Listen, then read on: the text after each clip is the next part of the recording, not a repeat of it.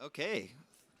Glad to see everyone here. We're going to go ahead and get started because we've got a lot of ground to cover. We're very excited to be talking to you about keeping up with the pace of change in a rapidly changing ecosystem. My name is Chase Huey. I'm with RGAX. We're the fully owned subsidiary of RGA, one of the global leaders in life and health reinsurance. And we are excited to talk about this topic because this is very much on our minds as well as our panelists as well. And I'll kick it over to the panelists, starting with Molly, Dan, and Alex, to introduce themselves. Thanks, Chase. Good afternoon, everyone. I'm Molly Hoffmeyer, and I am the head of strategic partnerships for 630 Ventures. We're a venture capital fund that invests in early stage ideas at the intersection of health, wealth, and privacy, which is, I guess, our fancy way of saying fintech, insurtech, digital health, and cybersecurity and privacy. And we operate a collaboration platform for our strategic partners who are large incumbents in the financial services and insurance industries, mostly across life and health, but some P&C as well. To really drive collaboration, to push for strategic and financial returns on both sides, and to de-risk execution for the startups. And keeping up with the pace of change is something I'm excited to talk about. Thank you. Great. Thanks, Chase. Appreciate it. Daniel Chavenson. I lead the strategy and corporate development team for CoverGenius. CoverGenius is the insurtech for embedded insurance distribution. We offer an API-based platform that allows the world's largest e-commerce platforms to offer an insurance solution in an embedded fashion to their customers at time of transaction. So we partner with companies such as eBay or Booking.com to allow their customers to purchase a trip cancellation product or a product warranty on top of a couch that they're purchasing instantly and embedded inside our distribution partners platform. So the customer is actually never leaving the website, the customer journey, the UI, the UX of this distribution partner. They simply are adding an additional product, an insurance product, or a warranty onto their partnership, onto their purchase. We are a global Series C growth startup, I would call it. We have offices across the world in New York, Europe, Asia, and Australia. Hi, everyone. Good afternoon. My name is Alex Traum. I'm a special counsel at the law firm Cooley, LLP, based in New York. We are a global law firm, and we represent both startups to Fortune 100 companies. As part of the InsurTech group, we represent emerging companies in the insurance space, all the way up to carriers and venture capital firms on all their legal needs, corporate, regulatory, and litigation. Excellent. Thank you, guys. It's great having you all here. And Dan, I think I'm going to start with you because as you kind of talk about, you're on the front lines of a lot of this distribution innovation. So I'm curious what you've been seeing over the last number of years. I think some other panels have touched on this, that we've seen a bit of a kind of existential shift in growth in our industry and change. What do you think is driving this new rate of change that we've been seeing recently? Yeah, I think it is collaboration across the value chain. So I think 5 years ago, there was a little hesitancy from either carriers or distribution partners to kind of go down this endeavor of providing an insurance product. But I think what we've really seen is that these distribution partners, such as CoverGenius, have proven that you can really collapse the transaction process and eliminate some of the redundant overhead, redundant expenses that are just completely unnecessary. And so if we can get closer to our customers and offer a more tailored product, at the time of purchase, I think that what we've been able to do is actually cut out a lot of the costs, and especially around distribution. And I think what happens from there is that the partnership between InsurTech and insurance carrier becomes much more attractive. And I think that as a result, a lot of the large incumbent insurance carriers are now coming to the table and saying, help us distribute, help us reduce our unnecessary costs with administration. And we can partner together to really attract and distribute a profitable line of insurance. And I think that marriage between the InsurTech and the insurance carrier, that partnership, allows everybody to offer just simply a better customer experience. And so for us, that's been one of the biggest catalysts towards the change and maintaining that pace, is simply offering a better customer experience at the end of the day. That's great. Coming from a reinsurer, I see that there's always this polarity between digital expectation, but then the inside of the house that wants every box checked, every T crossed, every I dotted. Can you give any examples for those in the audience who might be thinking there's no fat to trim on these user journeys. Every step is needed because we have to be compliant, we have to be secured and manage that risk. Could you give any examples of a time that you guys have taken something out to streamline, reduce redundancies, just so that people could have it, for instance? Yeah, absolutely. So I think for those who have been inside large insurance carriers, I worked at two for 10 plus years. I think you just engrossed in the transaction of distributing insurance policies, understand that there's just unnecessary administrative burdens and work, frankly. And so, for example, Coverage Genius can offer an API-based platform to transact the entirety of the policy lifecycle. So we can start with embedding the actual insurance offering, educating the customer, going through the quote, actually the policy issuance. And I think an example, Chase, of what you're talking about is maybe the first notice of loss. Whereas historically, the first notice of loss, you had to pick up the phone, you had to call a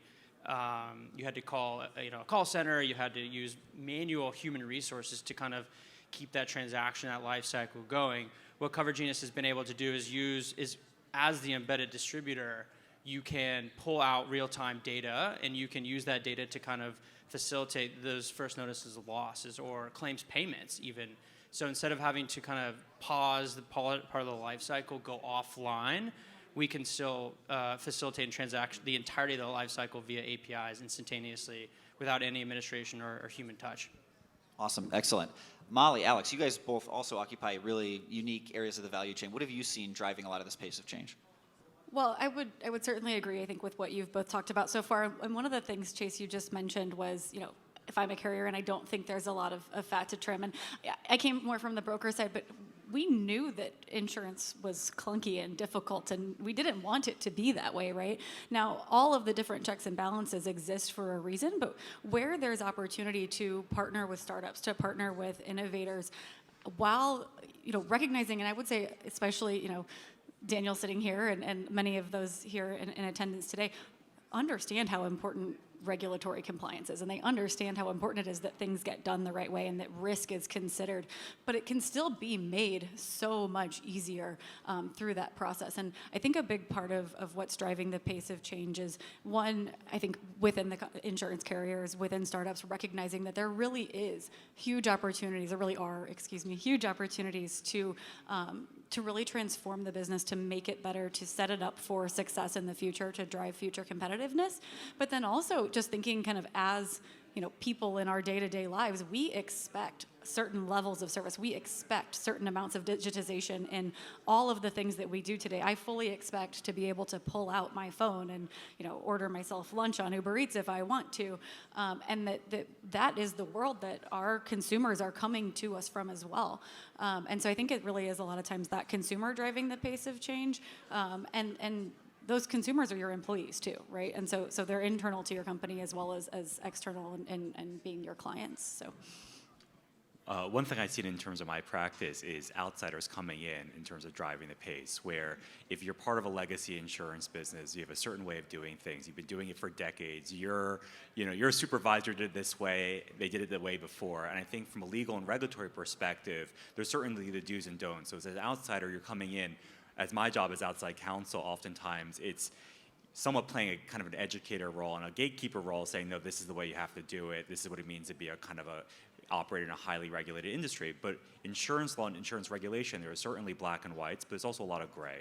And there's a lot of opportunities to be creative within the legal regime. I think outsiders come in and say, hey, what if we want to offer this rebate in a way, or structure a referral program in a more creative way, or underwrite, using a certain AI platform that maybe a traditional carrier hasn't thought of because their lawyers internally were too kind of skittish, or other operation people. And I think my job is to say, okay, here are the rules of the road, but let's be creative and let's try to get to yes. And so I think when you have outsiders coming in, it's sometimes a little bit of a shock what it means to operate in a highly regulated industry, but also has the kind of the positives because they're thinking outside the box in terms of how to do things. Yeah, and let's pull on that thread a little bit, Alex. If we could ask you to expand just a little bit more about how, we work in a very highly regulated, risk-averse industry. So, what other advice? That's excellent advice you have. Bring in outside counsel, contrary perspective, focusing on the solutions. Can you give us some examples of what you've seen be effective, where either regulatory, legal, and compliance could actually aid in the acceleration and ability to respond to change versus being an encumbrance, which I think they often get a bad rap for being. Certainly. I think, especially for early stage companies, the last thing you want to spend your resources on are legal compliance, because you think, oh, it's just kind of a cost sucker. You're not actually kind of building the company with those funds that you're getting from your VC funders, your other backers. But I would say, and perhaps self-interestedly so, I think both from, obviously you don't want to be later on, do something wrong and get dinged by a regulator, but more importantly, as you start to raise capital and go into Series B, Series C, your investors will demand a certain regulatory and compliance regime. But even beyond that, in terms of kind of adding value to your company, I have conversations all the time with clients where they say, this is what we want to try to achieve, how do we achieve it?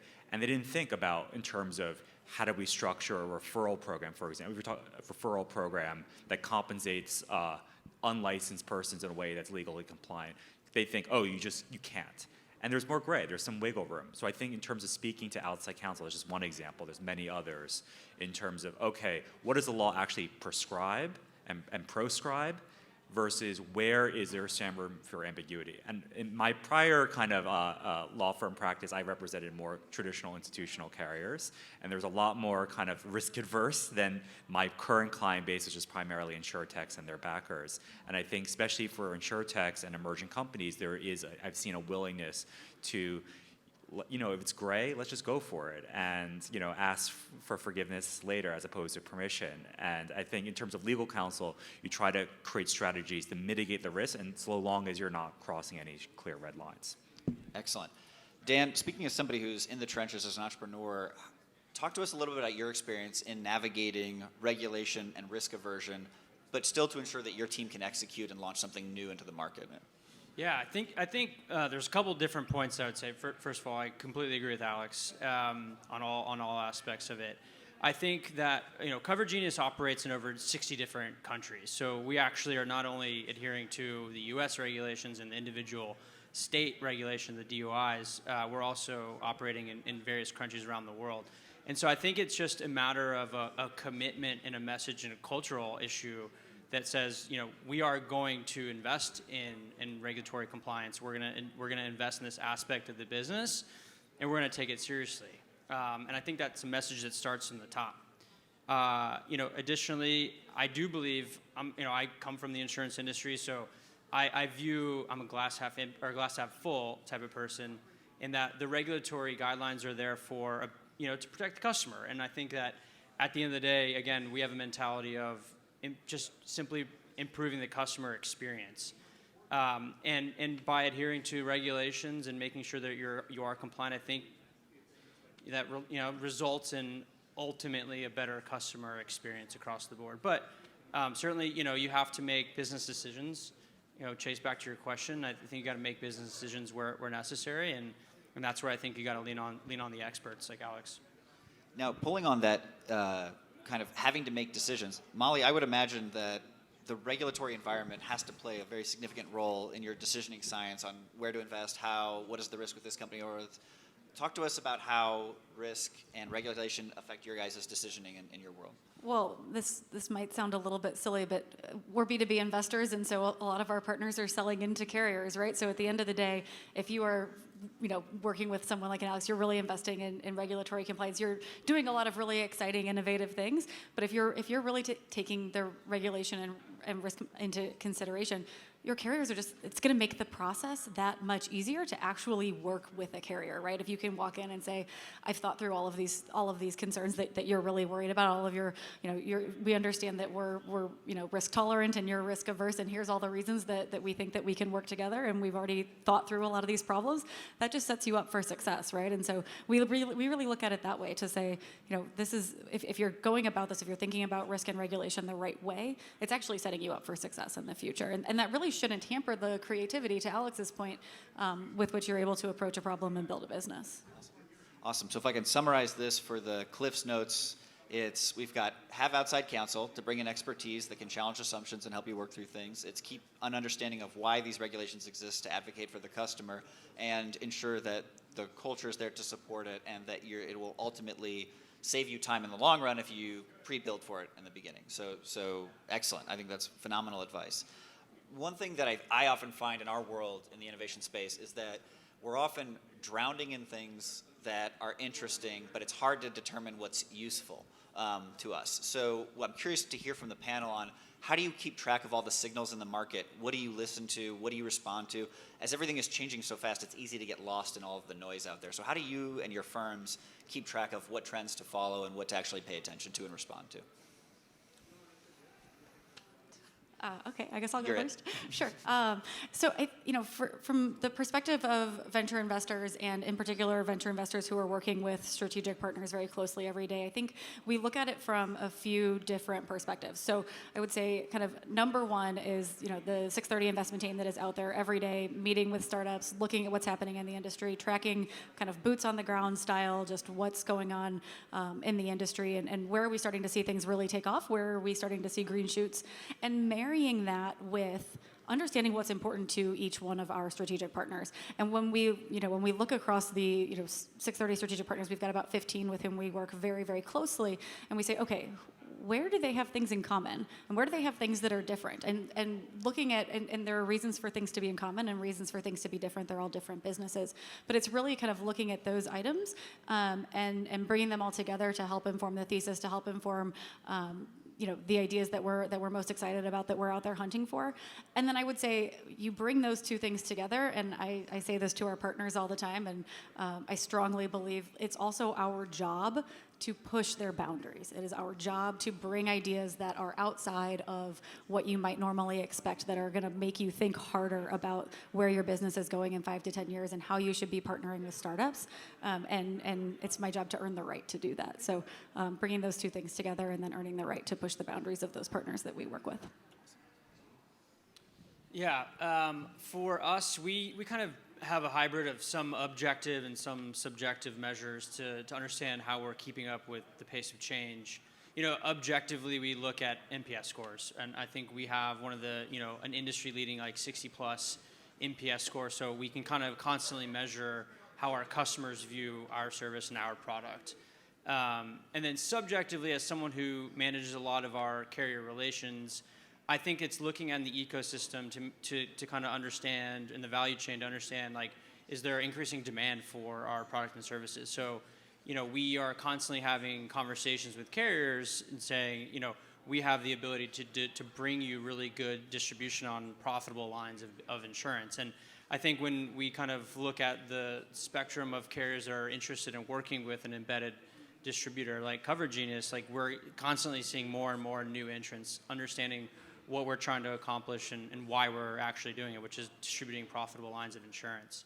And then similarly, last thing I'll say is same on distribution partners, right? So when we're working with the Wayfairs and the eBays and the Bookings of the worlds, it's understanding are they adding new products to our ability to distribute? Are we winning new lines of business with them?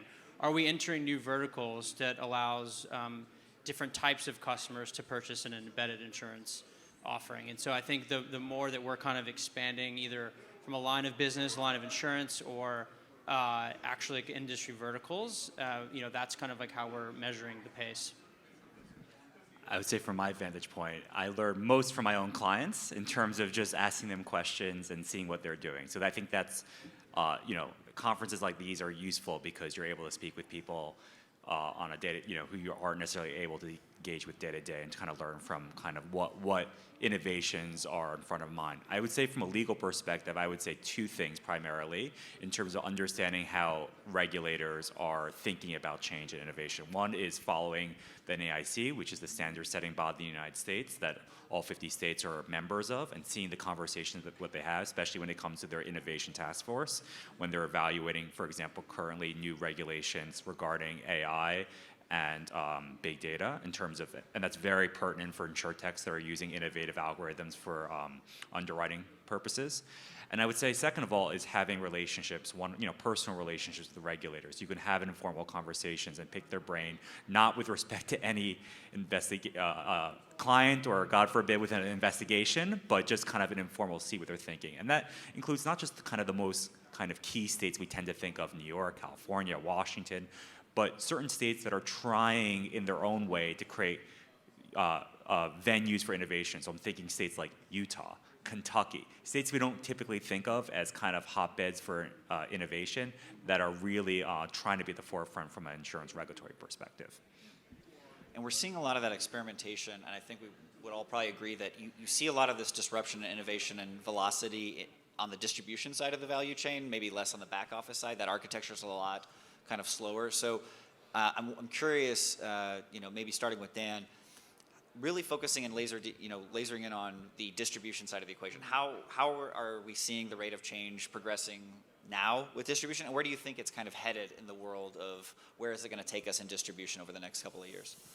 Yeah, I think embedded is a fascinating opportunity to embed. I mean, again, I can't stress it enough, but I think it eliminates a lot of the unnecessary expense that historically was included in distribution. I mean, distribution for a very long time has been fragmented and extremely expensive for insurance carriers. And so I think the embedded model gives us the opportunity to kind of really, drive better economics for the entire ecosystem.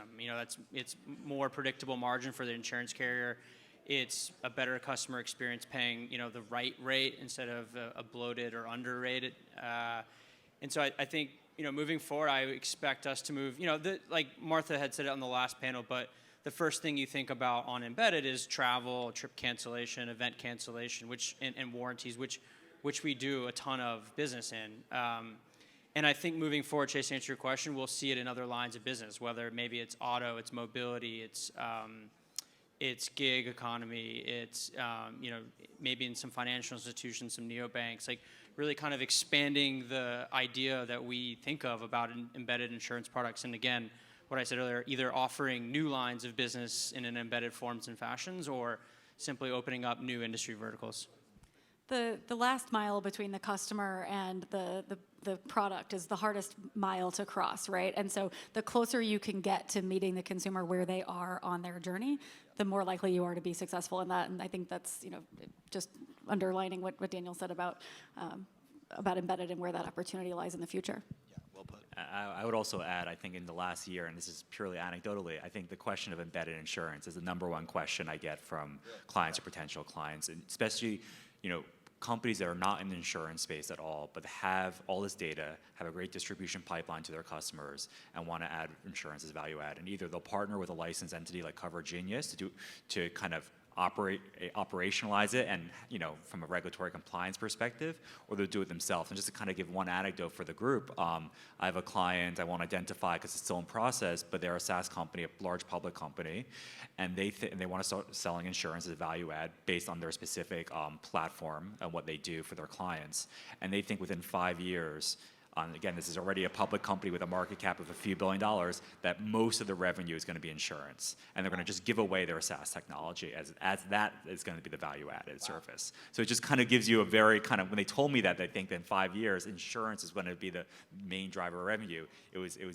For me, it was kind of surprising, but also, I think, fascinating.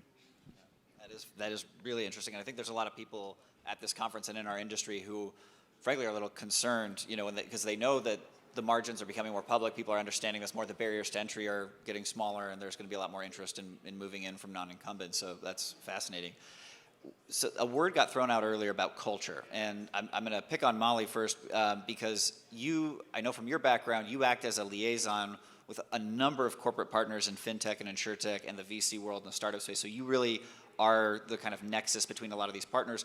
What advice do you have to people in this industry about setting up a culture that thrives with this rate of change? And what can people in the audience do to bring back home to their organizations in order to keep pace?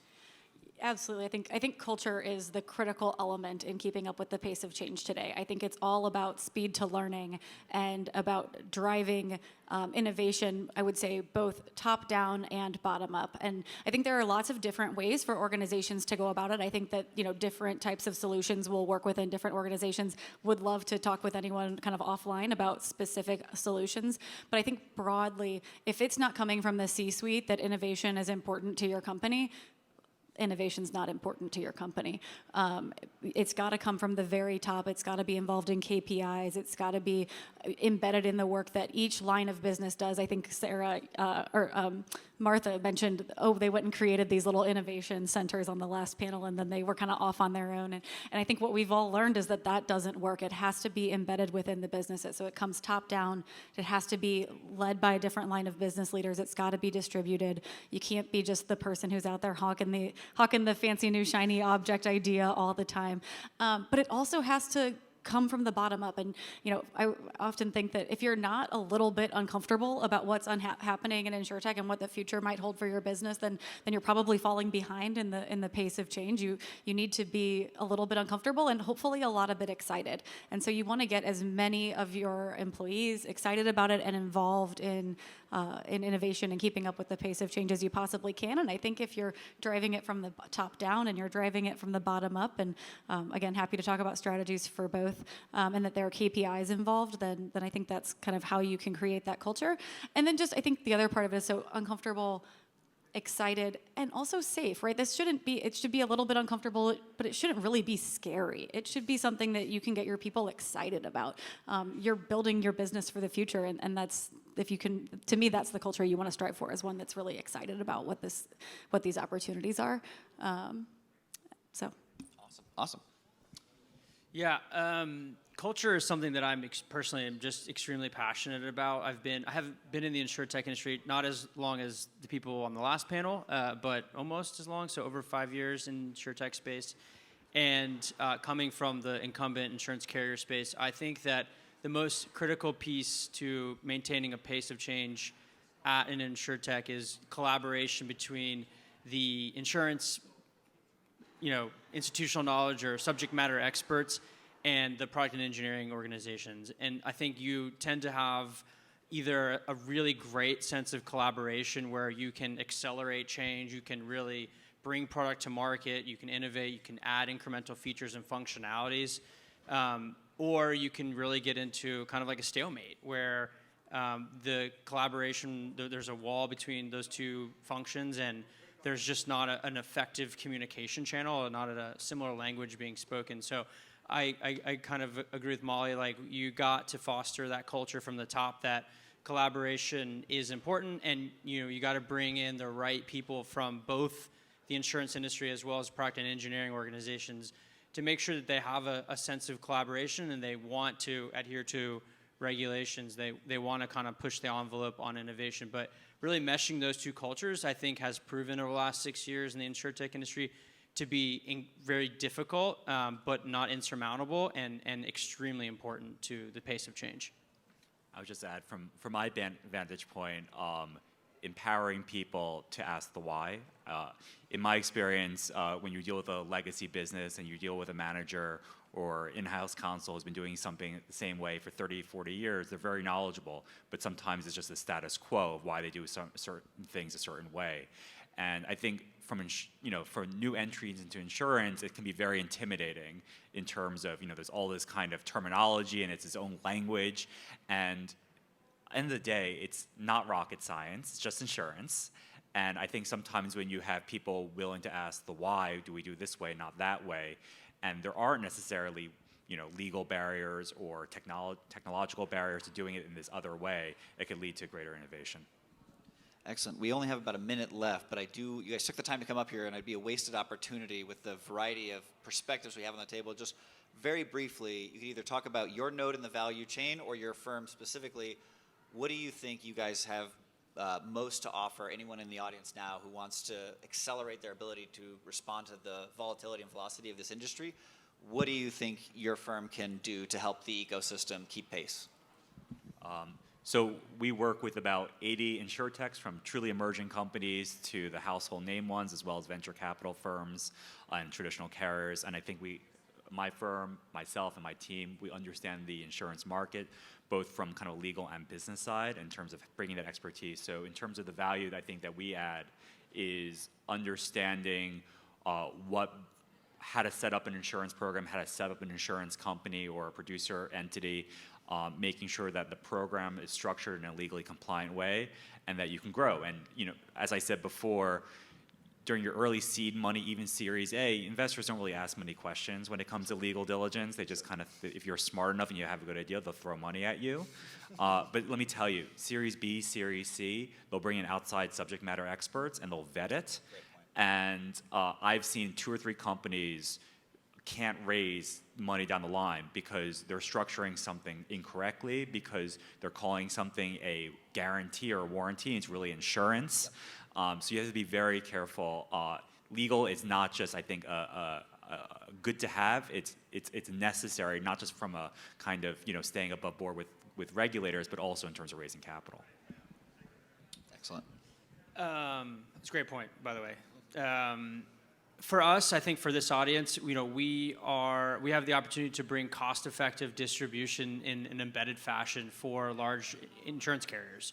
I think we have a philosophy of working closely with our insurance carriers to kind of identify what is the distribution that they want to capitalize on, and we can go out and offer that in an embedded fashion. So I think we're constantly looking for new partners globally to kind of bring product to market again in an embedded fashion. So we're looking for both e-commerce platforms, but for this audience, we're looking for insurance carriers to come partner with. And I think we view it, just to reiterate, as a partnership, not as let us go off and do our thing and hopefully we make a profit. It is certainly a partnership between Cover Genius and our insurance carrier partners.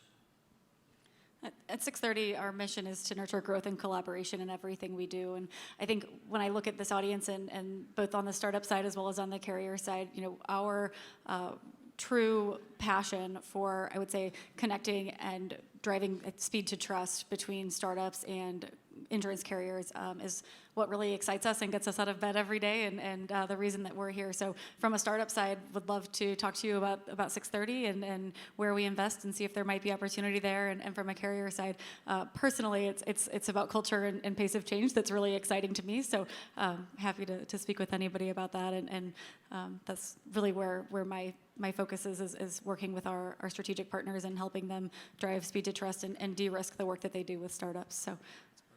Perfect. Excellent notes to end on. Please join me in thanking our panel. Thank you all for listening and Thank you. participating.